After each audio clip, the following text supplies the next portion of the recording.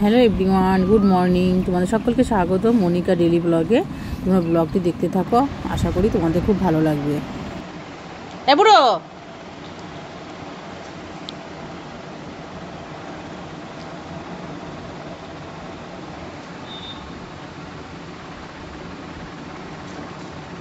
সেদিন দাদা নাকি সাইকেল হাওয়া দিয়ে নিয়ে নিচে শুয়ে আছিস কেন? নিচে কেন শুয়ে আছিস? আরাম লাগছে? ও সোনা রে আমার। সকালবেলায় বাজার করতে গিয়েছিলাম, বাজার করে চলে এসেছি। তারপরে দেখো কী কী বাজার করে নিয়ে আসলাম। এখানে রয়েছে কাঁচা লঙ্কা, রসুন আর এক প্যাকেট মাধুরী পাঁপড়। তারপরে দেখো এটা হচ্ছে বটবডি, মানে সমস্ত কিছু সবজি মানে গুছিয়ে গাছিয়ে নিয়ে বাজার করে নিয়ে এসেছি।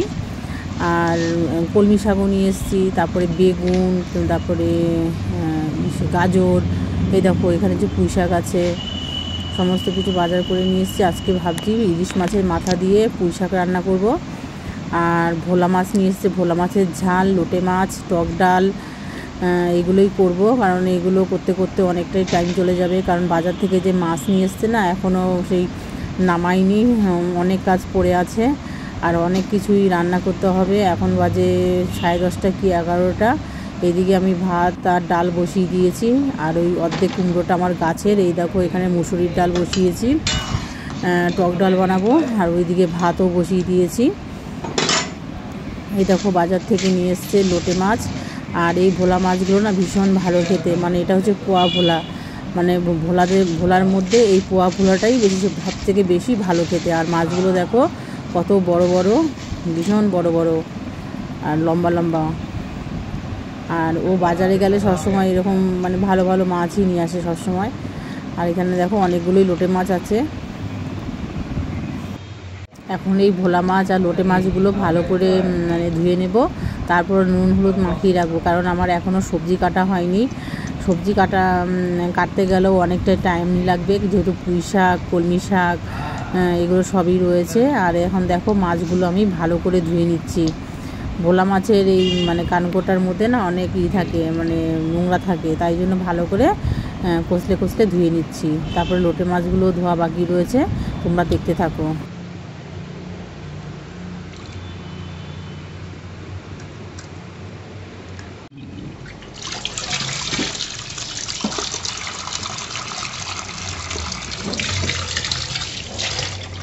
এখানে মুসুরি ডাল বসিয়েছি, আর এখানে তো ভাত বসিয়েছি। আর এখানে দেখো মাছগুলো কত বড় বড় পোয়া ভোলাগুলো।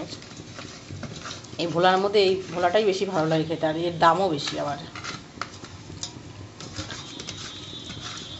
আর কি বাজার করে নিয়ে এসেছি, এক ব্যাগ বাজার করে নিয়ে এসেছি, ওই দেখো সব নামাতে হবে।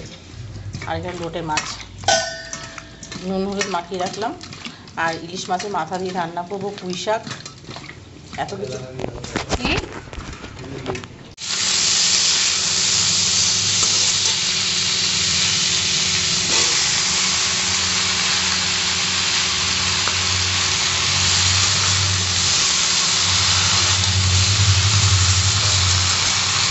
আমার পুঁই শাকের ঘ্যাট রান্না করা হয়ে গেছে ইলিশ মাছের মাথা দিয়ে। এই দেখো এবার নামিয়ে নেব। নামানোর আগে মিষ্টি মানে চিনি আর ধনেপাতা দিয়ে দিয়েছি। এখন পুঁই শাকের ঘ্যাটটা নামিয়ে ভোলা মাছগুলো ভেজে নেব। দেখতে কেমন হয়েছে বলো। আর এইদিকে দেখো আম দিয়ে টক ডাল কষাবো, তাই এখানে শুকনো লঙ্কা আর সর্ষে ফোড়ন দিয়ে দিয়েছি। আর যেহেতু ডাল সিদ্ধ করেছি, 2 ভাগে ভাগ করে নিয়েছিলাম, একটা ঝাল ডাল বানিয়েছি সকালে খাওয়ার জন্য, আর এখন টক ডাল বানাবো, তাই এখানে সর্ষে ফোড়ন আর শুকনো লঙ্কা দিয়েছি। আর এখানে আমগুলো দিয়ে দিলাম, কারণ আমগুলো তো সিদ্ধ হয়নি, তাই জন্য হালকা একটুখানি নেড়ে চেড়ে যে ডালটা সিদ্ধ করে রেখে দিয়েছি এর মধ্যে ঢেলে দিয়ে দেবো, তাহলে হয়ে যাবে আম দিয়ে টক ডাল।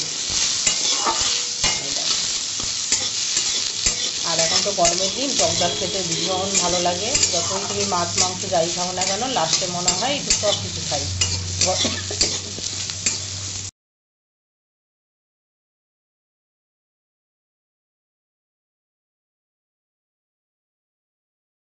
রান্না করতে করতে রাস্তা দিয়ে আইসক্রিম যাচ্ছিল, তখন আমার নাতি আর আমি দুজনে মিলে দুটো কুলপি কিনে নিলাম আর বসে বসে খাচ্ছি। খুব একটা ভালো ছিল না, আমার সবসময় কর্নেটো আইসক্রিমটাই বেশি ভালো লাগে।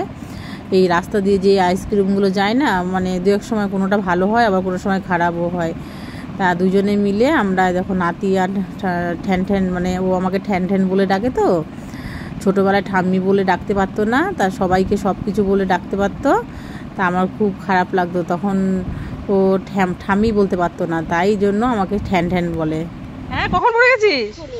ওটো ওটো ওটো ওটো ওটো, সাইকেল তোলো, সাইকেল তোলো। এই দেখো ভোলা মাছগুলো এবার ভেজে নেব।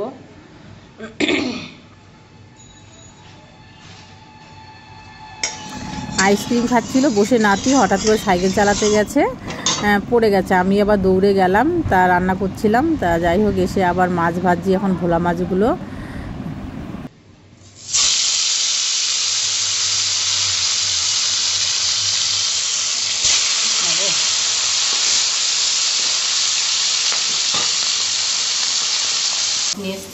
দেখি তো এরকম মাছ, বড় বড় পোয়াগুলা। আমি কে তোমার ব্যবস্থা করাবো। আর হচ্ছে লোটে মাছ। ও, আমি আর কি করতে পারবো না। ভোলা মাছের ঝালটা রান্না করা হয়ে গেছে, এই দেখো ফুটছে। এবার ধনে পাতা দিয়ে নামিয়ে নেব। ধনে পাতা দিয়ে দিয়েছি, এখন ঝোলটা ফুটছে, এখনই নামিয়ে নেব। আর ভোলা মাছের ঝালটা দেখতে কেমন হয়েছে অবশ্যই কমেন্ট করে জানাবে। আর খেতেও কিন্তু দারুণ ছিল ভোলা মাছগুলো, আর ঝালটা ভীষণ টেস্ট হয়েছিল। সর্ষে বাটা দিয়ে করেছিলাম। আর এখানে হচ্ছে আম দিয়ে টক ডাল। এখানে এখন ভোলা মাছ, লোটে মাছ রান্না করব। ভোলা মাছের ঝাল তো রান্না করা হয়ে গেছে, এখন লোটে মাছটা রান্না করলেই রান্না হয়ে যাবে। এই দেখো লোটে মাছগুলো নুন হলুদ দিয়ে অনেকক্ষণ আগেই মাখিয়ে রেখে দিয়েছিলাম। এই যে মশলাটা কষিয়ে নিয়েছি, এখন লোটে মাছগুলো দিয়ে দিলাম। আর এদিকে লোটে মাছটা তোমাদের সাথে রান্না শেয়ার করলাম না, লোটে মাছটা রান্না করা হয়ে গেছে, নামিয়েও নিয়েছি। দেখতে কেমন হয়েছে অবশ্যই কমেন্ট করে জানাবে। চলো তোমাদের দেখাই। আগের মাছের অ্যাকোরিয়ামটা পাল্টে এখন নতুন করে খুব সুন্দর একটা মাছের অ্যাকোরিয়াম তৈরি করছে নতুন করে আবার। এই দেখো নতুন করে সমস্ত কিছু, মানে পুরো মানে মাছের যে অ্যাকোরিয়ামের এই যে কাচের যে এইটা মানে জারটা মানে বড়, সেইটাই নতুন করে আবার কিনে বড় বড় দেখে কিনে নিয়ে আসা হয়েছে। এখন নতুন করে সমস্ত কিছু লাগানো হচ্ছে, এখনো মাছ ছাড়া হয়নি, পুরো কমপ্লিট হয়ে যাবে। কমেন্ট করে জানাবে, দু একদিনের মধ্যেই এর মধ্যে মাছ ছেড়ে দেবে। ভিডিওটা ভালো লাগে তাহলে like comment share and subscribe করে দিও। দেখা হচ্ছে নতুন একটা ব্লগে। আর টাটা। আর মাছের অ্যাকোরিয়ামটা তোমরা দেখো।